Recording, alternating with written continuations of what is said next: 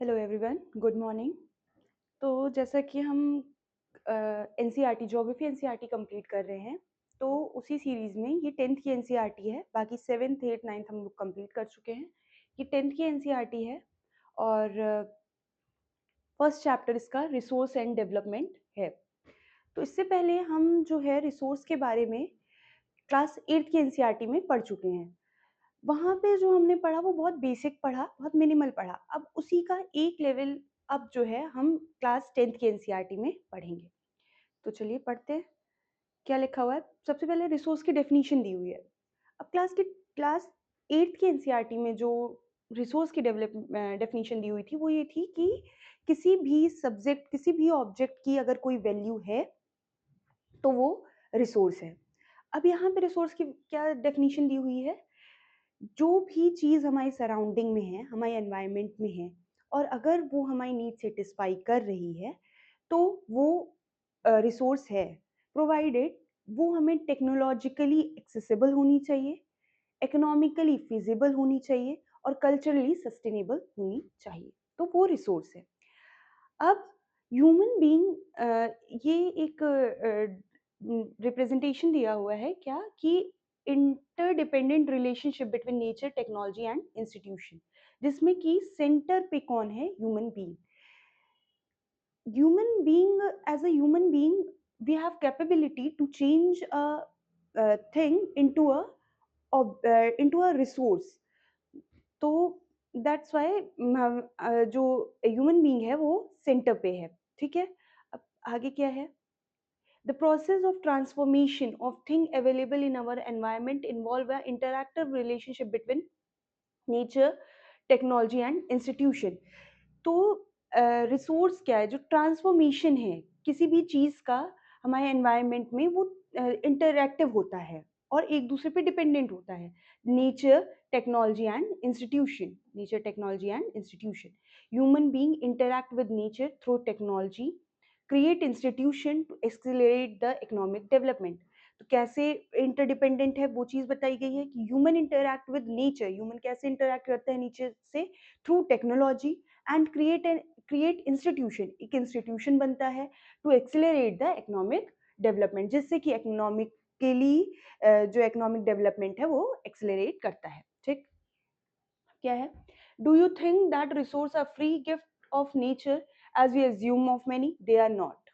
मतलब कि आपको लगता होगा कि सबको लगता है कि रिसोर्स से जो नेचर से चीज़ें मिल रही हैं, जो नेचर से रिसोर्स मिल रहा है, वो फ्री ऑफ कॉस्ट है। तो नहीं, ऐसा नहीं है। Resource are a function of human activities. Human being themselves are essential component of resource. They transform material available in our environment into resource and use them. These resource can be classified into many ways, following ways. तो resources को कैसे define किया जाता है? Resources को हम कैसे define कर सकते हैं? On the basis of there origin. ठीक, तो ओरिजिन के बेसिस पे कितने टाइप के रिसोर्स हैं? बायोटिक रिसोर्स और abiotic resource. On the basis of exhaustibility, तो रिन्यूएबल, नॉन रिन्यूएबल, मतलब एग्जॉस्ट हो रहे हैं या नहीं हो रहे, उस बेसिस पे डिवीजन। उसके बाद ओनरशिप, ओनरशिप किसके पास है? Individual, community, national, international. फिर on the basis of status of development, potential development, developed stock and reserves. तो इन सब की जो है अभी हम लोग डेफिनेशंस देखेंगे और ये कैसे मतलब इन कैसे इनका बेस मतलब क्लासिफिकेशन हुआ है वो आगे चल के देखेंगे। तो रिसोर्सेज को कैसे क्लासिफाई किया गया? रिसोर्स दो तरीके के होते हैं, natural resource, human made resource. ठीक, नेचुरल रिसोर्स जो होते हैं दो टाइप के होते हैं आपके, renewable resource, non renewable resource. Human में कैसे? Structure and institutions and quantity and quality. उसके बाद क्या है? रिन्यूएबल रिसोर्स जो होते हैं जो रिन्यू हो सकते हैं, जैसे कि विंड, वाटर, सनलाइट। तो ये सब रिन्यूएबल रिसोर्सेज है। जैसे कंटिन्यूअस और फ्लो, जिनका कंटिन्यूअस फ्लो, कंटिन्यूटी में बने रहें, जिनका फ्लो कंटिन्यूअस रहे, वो। और दूसरे हो गए रिन्यूएबल में बायोलॉजिकल। बायोलॉजिकल दो टाइप से हो गए, natural vegetation, wild life. Non renewable resource, recyclable और नॉन रिसाइकलेबल। तो रिसाइकलेबल कौन हो गए? मेटल्स हो गए। नॉन रिसाइकलेबल, जिनको रिसाइकल नहीं किया जा सकता, वो हो गए fossil fuels. Next, development of resource.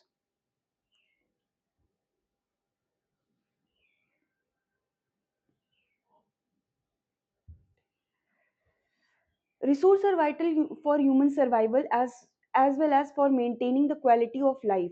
It was believed that resources are a free gift of nature. As a result, human being use them indiscriminately and has led to the following major problems.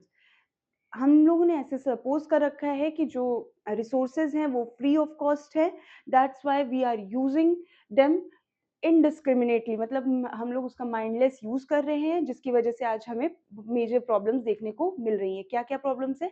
Depletion of resource, resource खत्म होते जा रहे हैं. Accumulation of resource in few hands, resource का accumulation कुछ हाथों में, जिसकी वजह से क्या हो रहा है, सोसाइटी में डिवाइड आ रहा है, हैव एंड हैव नॉट्स और रिच और पुअर का डिवीजन देखने को मिलता है. Indiscriminate exploitation of resource has led to global ecological crisis. Indiscriminate use of resource की वजह से global ecological crisis such as global warming, ozone layer depletion and environment pollution and land degradation देखने को हमें मिल रहा है. And equitable distribution of resource, जहाँ एक हाथ पे जहाँ इनडिस्क्रिमिनेट यूज हो रहा है, वहां पे अगर इक्विटेबल रिसोर्स का यूज हो तो क्या हो सकता है? तो देखो, an equitable distribution of resource has become essential for sustained quality of life and global peace. एक ग्लोबल पीस और सस्टेन्ड लाइफ के लिए क्या जरूरी है कि इक्विटेबल डिस्ट्रीब्यूशन हो रिसोर्सेज का. If the present trend of resource depletion of depletion by few individuals and countries continue, अगर ऐसा ही कंटिन्यू रहता है कि जो रिसोर्स है वो कुछ हाथों में है, फ्यू इंडिविजुअल्स के पास है, कुछ कंट्रीज के पास है, तो the future of the planet is in danger. Therefore resource planning is essential. इसके लिए रिसोर्स प्लानिंग जो है एक एसेंशियल मेजर है जो कि हमें लेना है.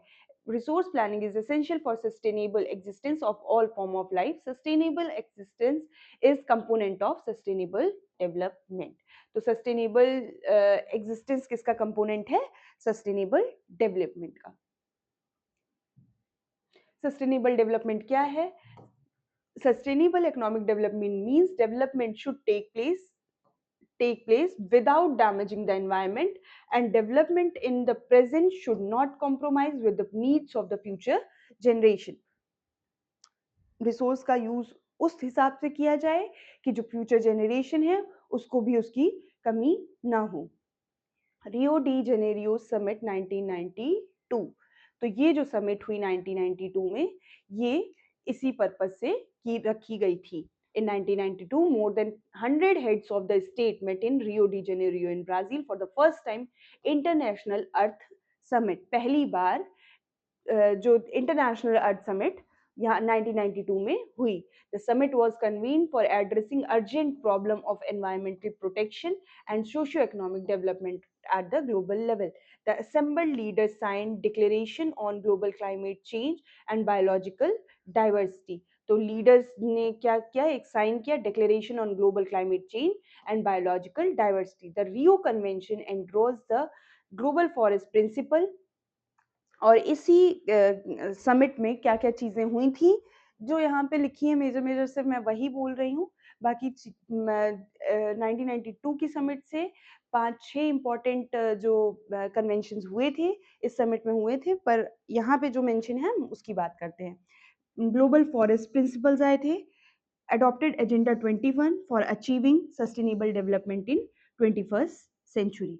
तो ये जो दो बातें इससे रिसोर्स से रिलेटेड दो बातें यहाँ पे आई थी कि forest principles, global forest principles आए थे, और दूसरा एजेंडा 21 लाया गया था. क्या मतलब माइंड में क्या रखे कि सस्टेनेबल डेवलपमेंट हो 21st सेंचुरी का. ठीक, अब क्या है एजेंडा 21 था क्या? It is the declaration signed by world leaders in 1992 at United Nations Conference on Environment and Development. तो 1992 में UNCED, United Nations Conference on Environment and Development जो हुआ, which took place at Rio in Brazil. It aim क्या था? Achieving global sustainable development. Global sustainable development का, sustainable development मतलब globally जो development हो वो सस्टेनेबल हो। It is an agenda to combat environmental damage, poverty, disease, disease through global cooperation on common interest, mutual needs, and shared responsibility. One major objective of Agenda 21 is that every local government should draw its own local Agenda 21. तो इसका सब चीज़ों के साथ इसका एक major objective और क्या था कि लोकल गवर्नमेंट्स जो हैं वो अपना लोकल एजेंडा 21 तैयार करें। रिसोर्स प्लानिंग क्या है? तो रिसोर्स प्लानिंग नॉर्मली आप क्या समझ सकते हो कि प्लान किया जाए कि रिसोर्स का सस्टेनेबल यूज कैसे हो। Planning is widely acceptable strategy for judicious use of resource.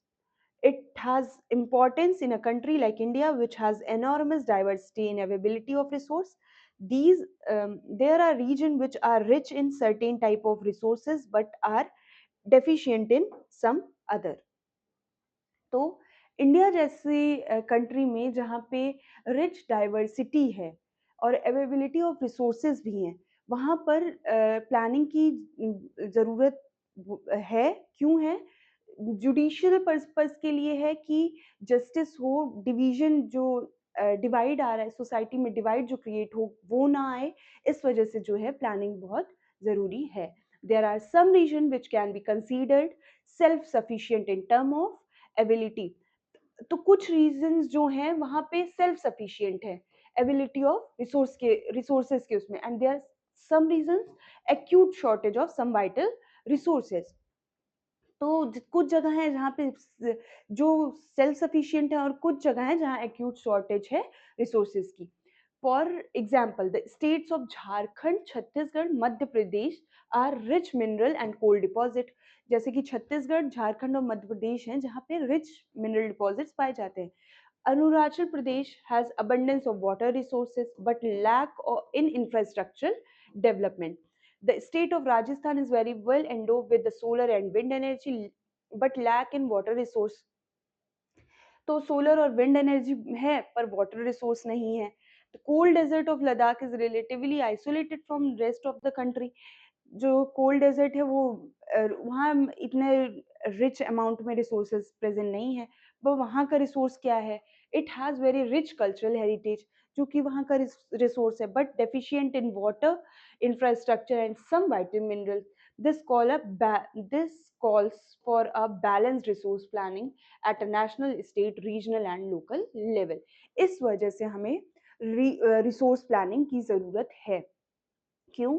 क्योंकि हमने देखा कहीं पे रिसोर्स सेल्फ सफिशिएंट है, कोई स्टेट्स हैं जहाँ एक्यूट शॉर्टेज है।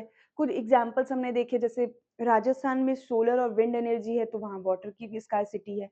अरुणाचल प्रदेश में वाटर सफिशिएंट अमाउंट में है तो वहाँ इंफ्रास्ट्रक्चरल गैप है। उसके बाद फिर हमने देखा कि लद्दाख जैसा एरिया जहाँ पर रिसोर्स डेफिशिएंट है पर वहाँ कल्चरल हेरिटेज इतना अच्छा है, तो वहाँ वो रिसोर्स जैसे यूज़ होगा, कल्चरल जो इंफ्रास्ट्रक्चर है या कल्चरल हेरिटेज है, तो और वहाँ पे क्या है डेफिशिएंट ऑफ वाटर, मिनरल्स, मतलब इन सब चीज़ों की कमी है। तो इस सब चीज़ों के लिए हमको जो है एक बैलेंस्ड अप्रोच चाहिए, जिससे कि बैलेंस्ड अप्रोच चाहिए, बैलेंस प्लानिंग चाहिए नेशनल, स्टेट, रीजनल और लोकल लेवल पे। Resource planning in India.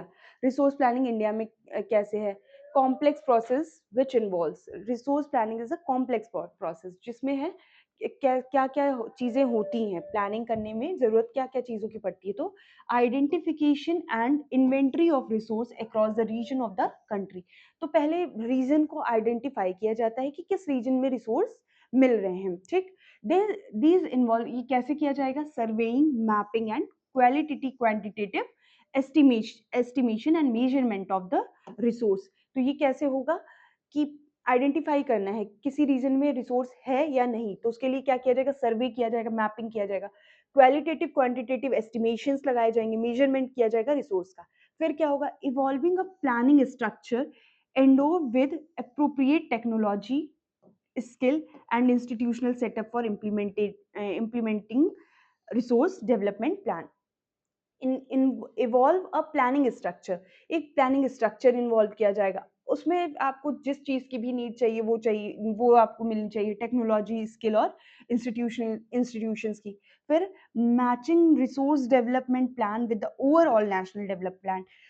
Resource development plan जो है उसको कैसे डेवलप करना है, उसको नेशनल डेवलपमेंट प्लान के साथ मर्ज करना चाहिए। फिर India has made concerted efforts achieving the goals of resource planning right from the first 5 year plan. India ने फर्स्ट 5 year प्लान से ही रिसोर्स प्लानिंग के गोल्स एफर्ट्स उनके थे। फर्स्ट 5 year प्लान से ही एफर्ट्स थे कि अचीव किया जाए गोल को, रिसोर्स जो गोल्स हैं रिसोर्स प्लानिंग के, उनको अचीव किया जाए। The availability of resource is necessary condition for the development of any region. तो रिसोर्स की अवेलेबिलिटी बहुत ज़रूरी है किसी भी रीजन के डेवलपमेंट के लिए। बट मेरे अवेलेबिलिटी ऑफ रिसोर्स, सिर्फ रिसोर्स की अवेलेबिलिटी होने से ही होना ही नहीं ज़रूरी है, उसके लिए फिर उतना ही टेक्नोलॉजिकल एडवांसमेंट होना चाहिए, स्किल होनी चाहिए, जिससे उस रिसोर्स का यूज़ भी किया जा सके। फिर क्या है, corresponding changes in technology institution में हिंडर डेवलपमेंट। अगर सिर्फ मतलब रिसोर्स रिच रीजन है और टेक्नोलॉजी नहीं है या इंस्टीट्यूशन नहीं है, तो वो डेवलपमेंट को हिंडर करेगा। There are many regions in our country that are rich in resources but are included in economically backward region. On the contrary, there are some regions have poor resources base but they are economically developed. कुछ reasons ऐसे हैं जो resource rich हैं फिर भी वो economically backward हैं, और उसी दूसरी तरफ कुछ रीजंस ऐसे हैं जहाँ रिसोर्स डेफिशिएंट है पर वो तब भी इकोनॉमिकली डेवलप्ड हैं। तो वो उसका रीजन यही है कि टेक्नोलॉजी, इंस्टीट्यूशंस और स्किल लेबर ना होने की वजह से। The history of colonization reveal that rich resources in colonies were the main attraction of the foreign invader.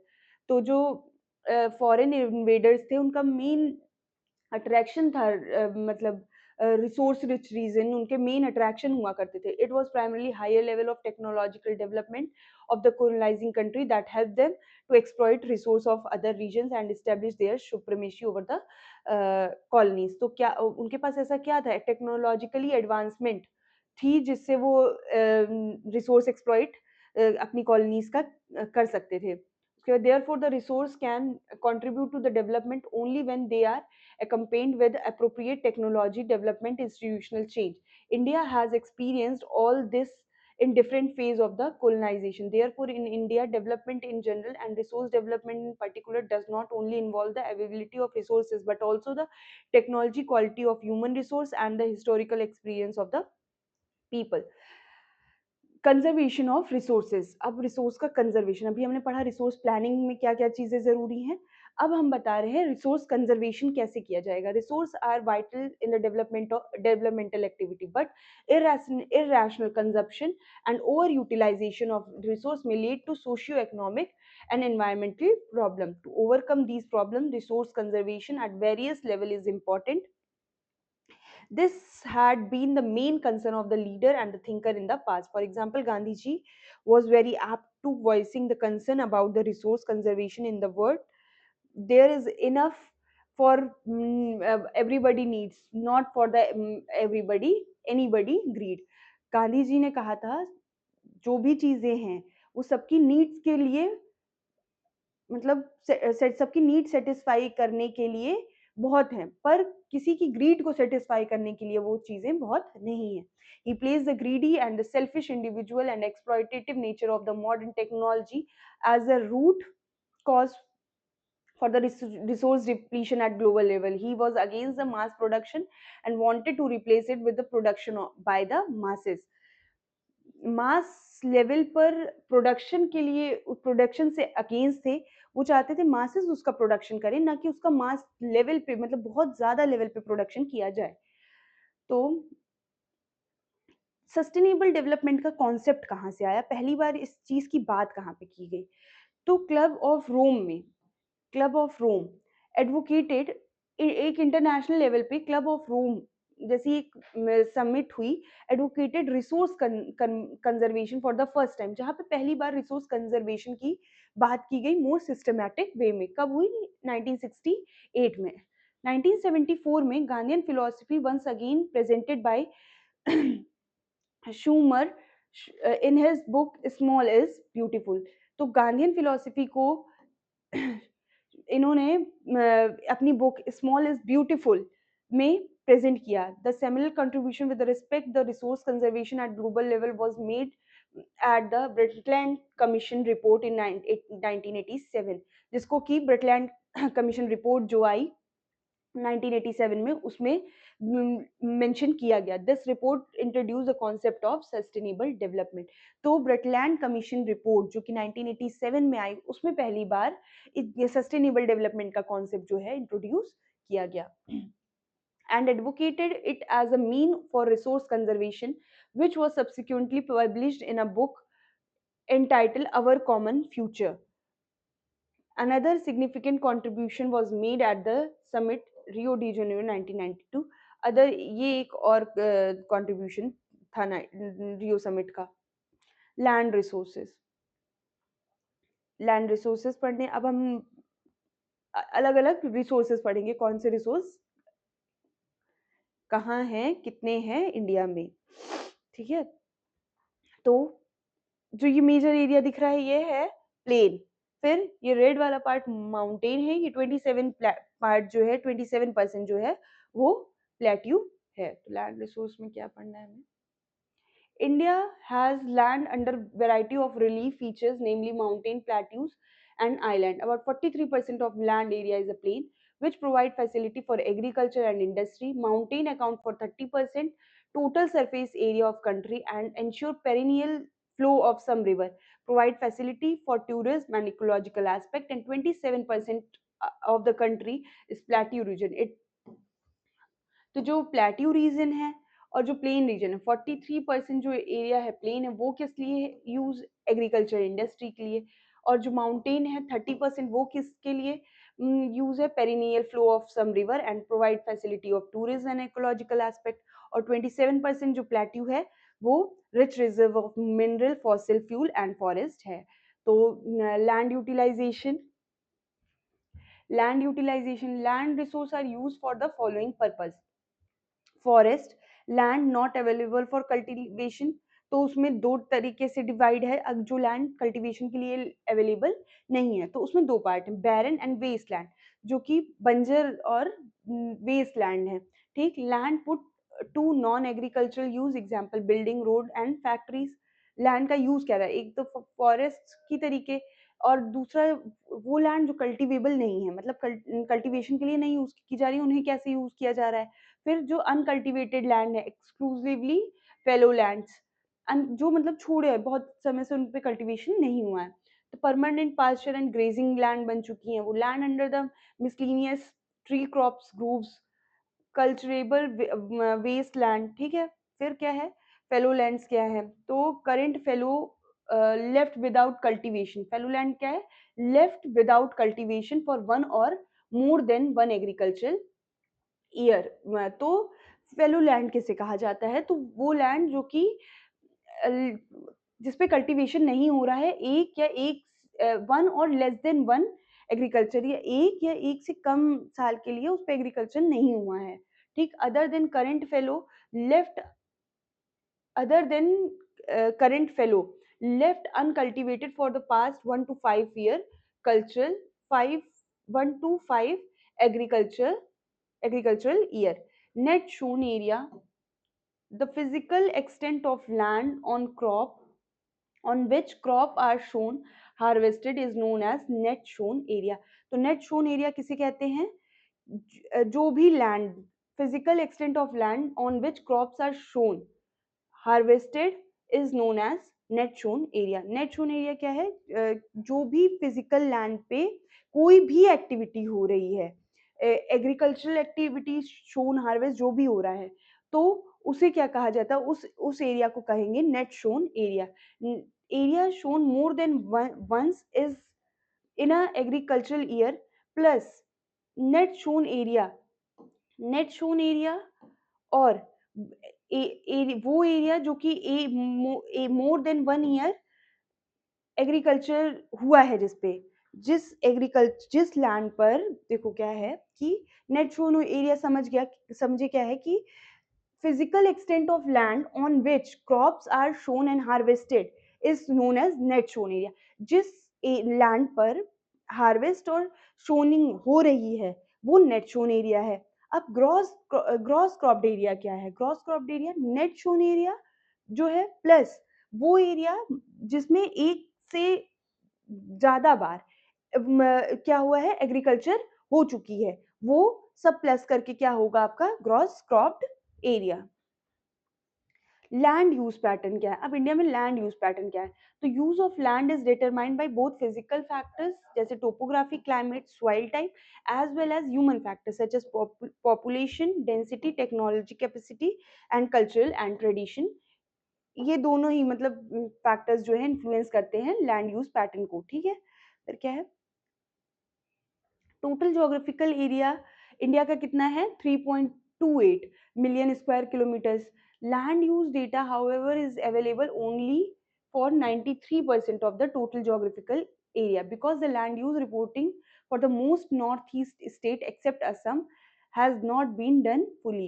Moreover, some areas of Jammu Kashmir occupied by Pakistan and China have also not been surveyed। तो 93% कैसे है कि असम को छोड़कर जो north states हैं उनका जो सर्वे अभी ठीक से नहीं हुआ है, और some area of Jammu Kashmir जो कि ऑक्यूपाइड है पाकिस्तान और चाइना से, उनका भी सर्वे नहीं हुआ है इस वजह से।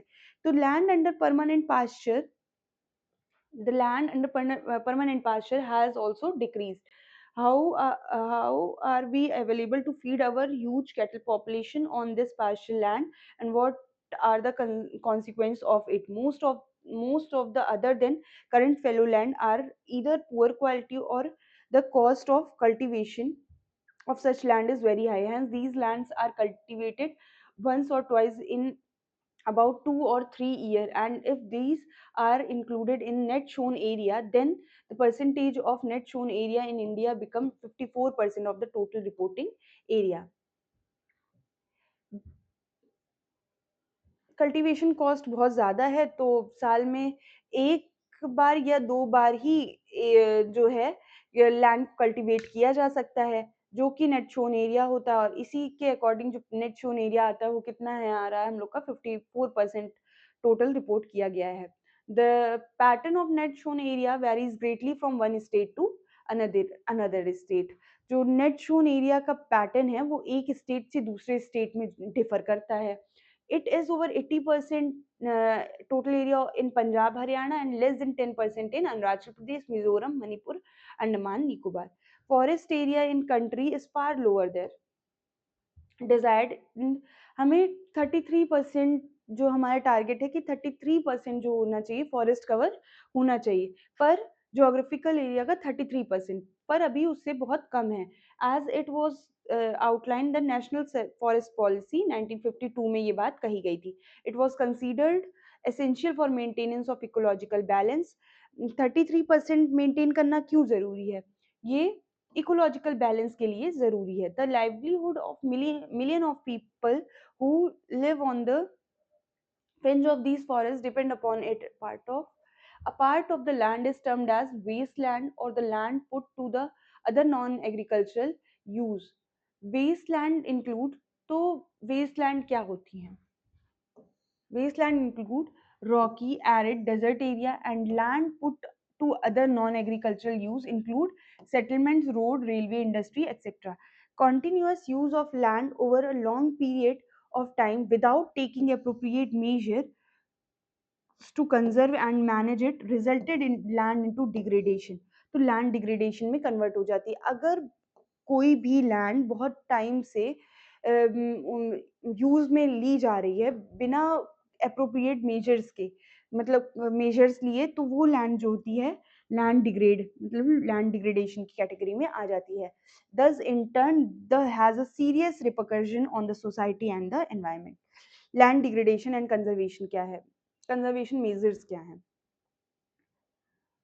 Human activity have not only brought about degradation of land but have also aggravated the pace of natural force cause the damage to land. Human activity से सोचिए अकेले ह्यूमन एक्टिविटी ही इतना मेजर कॉज है लैंड डिग्रेडेशन का. Human activity अकेले ही land degrade नहीं कर रही, बट नेचुरल फोर्सेस को भी एग्रीवेट कर रही है, एग्रीवेट कर रहे हैं डैमेज, लैंड डैमेज करने के लिए. Some human activities such as deforestation, overgrazing, mining, quarrying to have contributed significantly in land degradation. Mining sites are abundant after excavation work incomplete, leaving deep scars and trace of overburdening. In states like Jharkhand, Chhattisgarh, Madhya Pradesh, Odisha, deforestation due to mining have caused severe land degradation. In states like Gujarat, Rajasthan, Madhya Pradesh, Maharashtra, overgrazing is one of the main reasons for the land degradation. In Punjab, Haryana, Uttar Pradesh, over irrigation, overgrazing, and यहाँ पे क्या है, इन यहाँ ओवरबर्डनिंग किस चीज से हो रही है, तो माइनिंग, माइनिंग साइट्स अबंडन जो कर जाती उन इन स्टेट्स में उनकी वजह से. राजस्थान गुजरात में overgrazing, Punjab Haryana over irrigation, जिसकी वजह से वाटर लॉगिंग होती है और वहाँ रिजल्ट होता है सैलिनिटी और एल्कलाइनिटी का सॉइल में.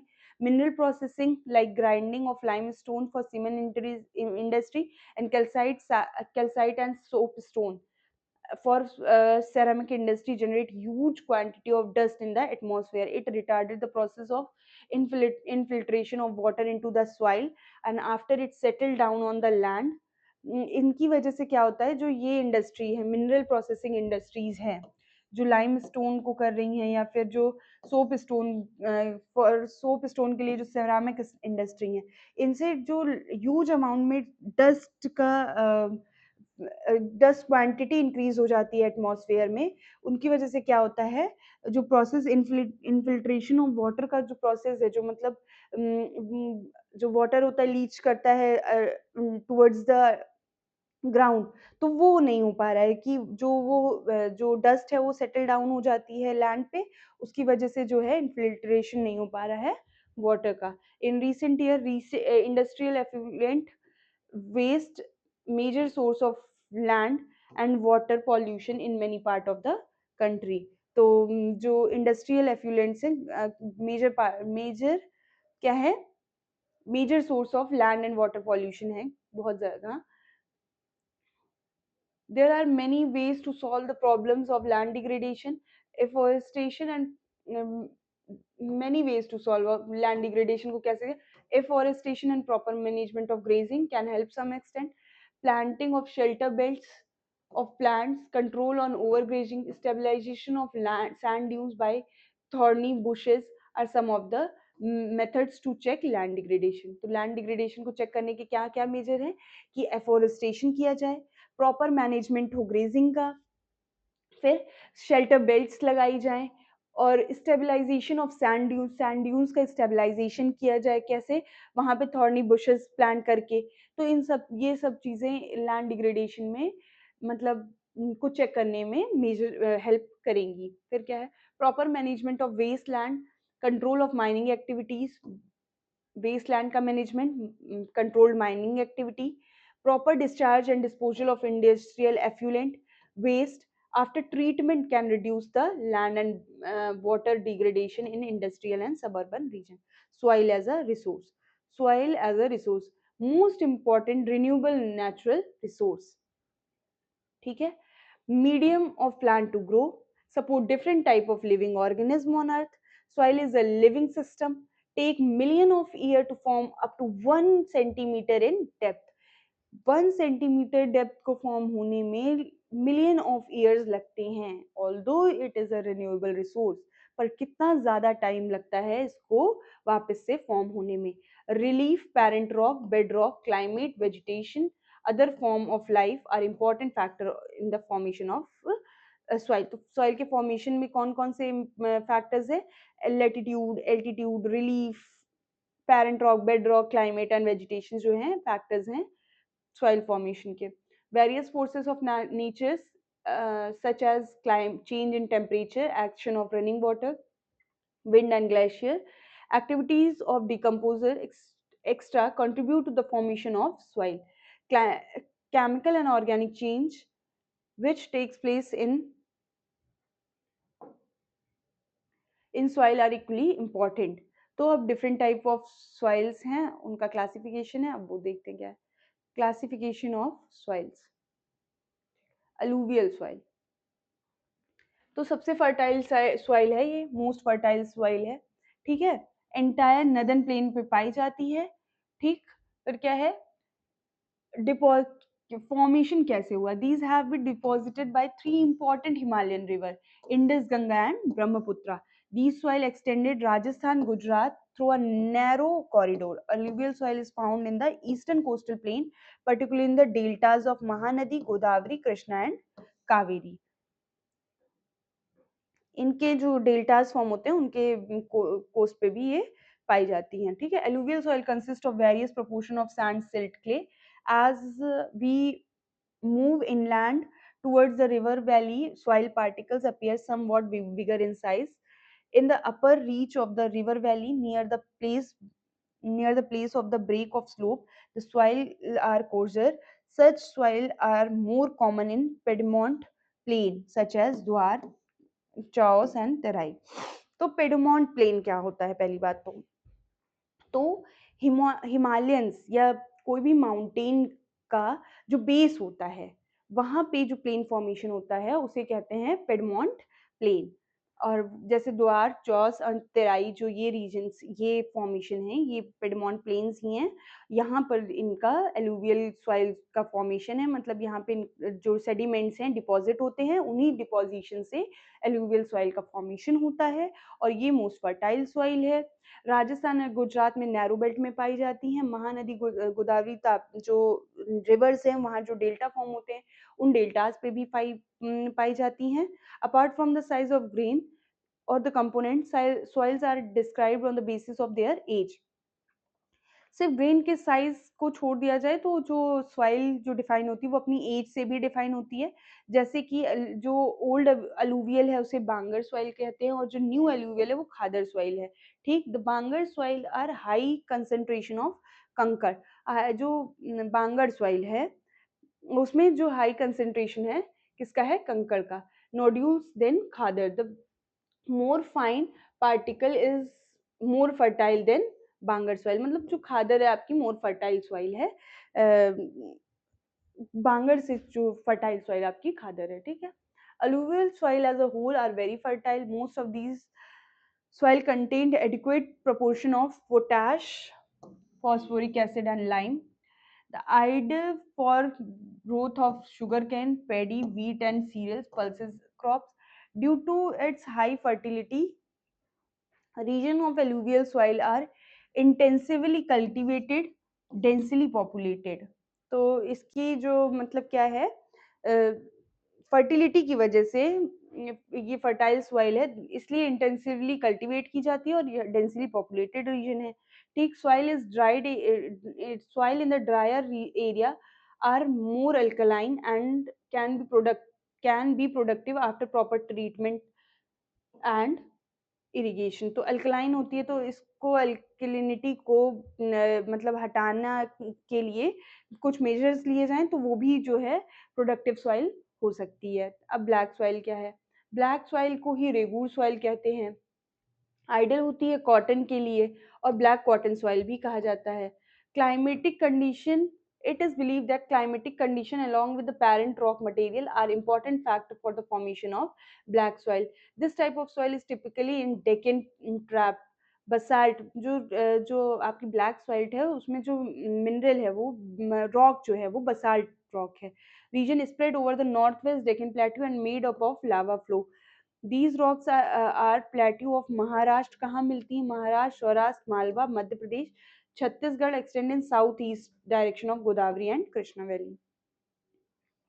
Black soil are made of extremely fine clayey material, well known for capacity to hold moisture. In addition, they are rich in soil nutrients such as calcium carbonate, magnesium, potash and lime.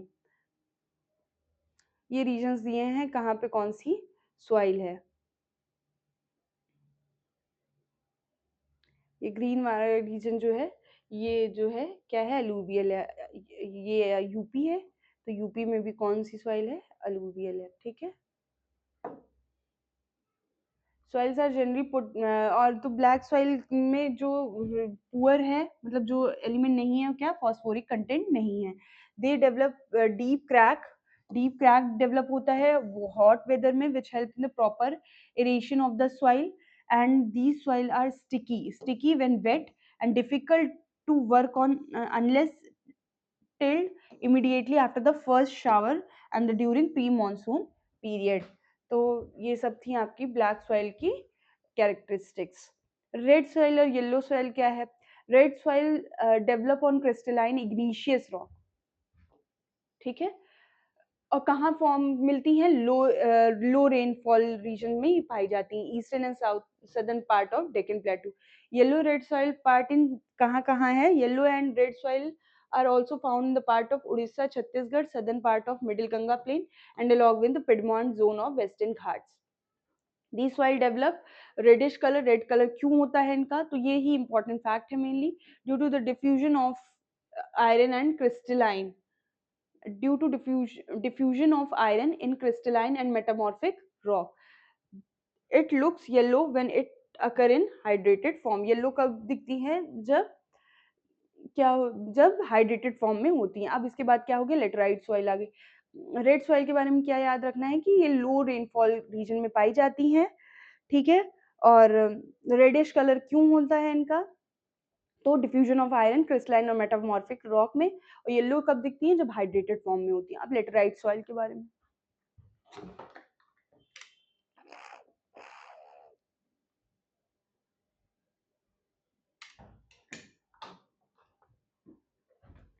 Sorry, laterite soil. Laterite has been derived from Latin word later, means brick. Laterite soil develop under tropical and subtropical climate, which alter wet and dry season. तो laterite soil जो develop होती हैं वो कहाँ? Tropical और सब tropical climate में develop होती हैं, ठीक है। This soil is a result of intense leaching due to heavy rain. Laterite soil are mostly deep and very deep, acidic, generally deficient in plant nutrient, and occur mostly in southern state, Western Ghat region, Maharashtra, Odisha, some part of Bengal, and where these soils support deciduous and evergreen forest, and it is humus rich but under sparse vegetation and in semi-arid environment. It is generally humus poor. They are prone to erosion and degradation due to their position on the landscape. ठीक। अब ये पाई कहाँ कहाँ पे जाती हैं? तो Karnataka, Kerala, Tamil Nadu reason में पाई जाती हैं। Useful for tea and coffee. Red laterite soil in Tamil Nadu, Andhra Pradesh, Kerala are more suitable for cashew nut. Cashew nut crop के लिए मतलब सुटेबल सॉइल है रेड लेटराइट। एरिड सॉइल क्या है? एरिड सॉइल, जो arid soil ranges from red to brown in colour, red से brown colour में देखने को मिलेगी। सैंडी टेक्सचर होता है, सलाइन नेचर होता है, और सॉल्ट कंटेंट जो होता है वेरी हाई होता है, ठीक। Due to dry climate, horizon of the soil are occupied by conker because of the increasing calcium content downward. The conker layer formation in the bottom horizon restrict the infiltration of water. After proper irrigation, these soil are cultivable. Western Rajasthan, western Rajasthan में मतलब arid soil है। ये जो cultivation के लिए suitable कब होती है? जब इसको प्रॉपर इरिगेशन प्रोवाइड कराया जाए। फिर फॉरेस्ट सॉइल क्या है? These soil found in the hilly and mountainous area where the sufficient rain forests are available. The soil texture varies according to the mountain environment where they are found. They are loamy and silty in valley side. They are loamy and silty in valley side and coarser grained in upper slope. In the snow covered area of Himalaya, the soil experience denudation and are acidic with low humus content. soil formed in the lower part of the valley, particularly on the river terraces and alluvial fan are fertile. Soil erosion और soil conservation कैसे किया जाए और क्या होता है, पहले ये पढ़ते हैं. The denudation of soil cover, the denudation of soil cover and subsequent washing down is described as soil erosion. Soil का denudation होना और frequent washing मतलब washing down होना soil का, यही soil erosion है. The process of soil formation and erosion, जो soil का प्रोसेस का सॉइल फॉर्मेशन का प्रोसेस है, और जो वो इरोजन है, सॉइल फॉर्मेशन है और इरोजन है, ये साथ ही साथ चलते हैं, go simultaneously and generally there are balance between two. Sometimes this balance is disturbed due to human activities such as deforestation, overgrazing, construction and mining, while natural forces like wind, glacier, water leads to soil erosion. The running water cuts through clay soil and make deep channels, उसे कहते हैं गुलीज. तो running water की वजह से जो clayey soil होती है, जब रनिंग वाटर क्लेई सॉइल के थ्रू बहता है तो वहाँ चैनल, डीप चैनल्स फॉर्म होते हैं, उन्हीं चैनल्स को कहा जाता है गुलीज.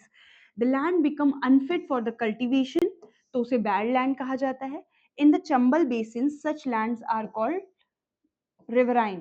ravine, sorry. In Chambal Basin, such lands, इन्हीं bad lands को क्या कहते हैं?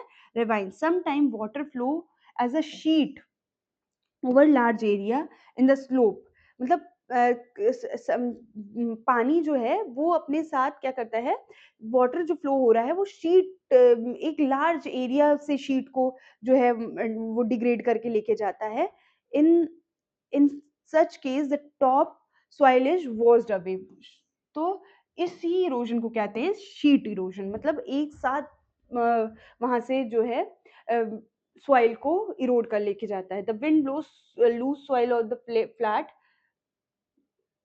विंड की वजह से जो इरोजन हो रहा है वो विंड इरोजन है. Soil erosion is cause due to defective method of farming. Soil erosion defective method of farming की वजह से भी हो रहा है.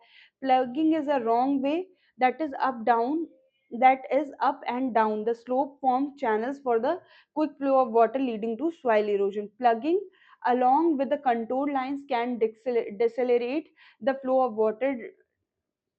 Plugging along with the contour line can decelerate the flow of water down the slope.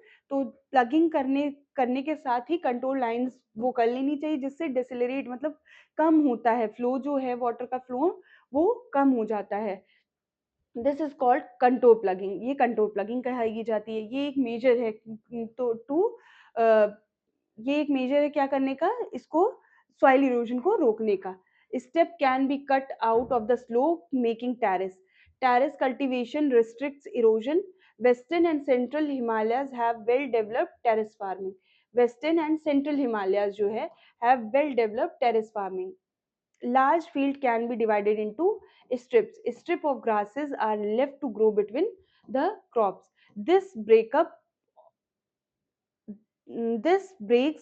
up the force of the wind. This method is known as strip cropping. Planting lines of tree to create shelter also work in similar way. Rows of such trees are called shelter belts. मतलब tree को रोज में plant करना, ये भी एक major लिया जा सकता है मतलब इरोजन को रोकने का. These shelter belt have contributed significantly to the stabilisation of the sand dunes and stabilising the desert in the western India. ये सॉइल इरोजन और सॉइल कंजर्वेशन के मेजर्स हो गए. सॉइल इरोजन कैसे हो रहा है, और कुछ कुछ जो है टर्मिनोलॉजी की, बैडलैंड्स क्या है, गुलीज क्या है, फिर शीट इरोजन क्या है, ये सब चीजें, और फिर उनके मेजर्स की कैसे कंट्रोल प्लगिंग की जा सकती है, या फिर यहाँ पे क्या है स्ट्रिप ऑफ ग्रासेस शोन किए जा सकते हैं, प्लांट्स को रो में लगाया जा सकता है. ये सब कुछ मेजर्स लिए जा सकते हैं सॉइल कंजर्वेशन के लिए. ये कुछ मेजर्स लिए जा सकते हैं. इसी के साथ चैप्टर 1 हमारा खत्म होता है. अब नेक्स्ट चैप्टर हम लोग करेंगे नेक्स्ट सेशन में. Thank you.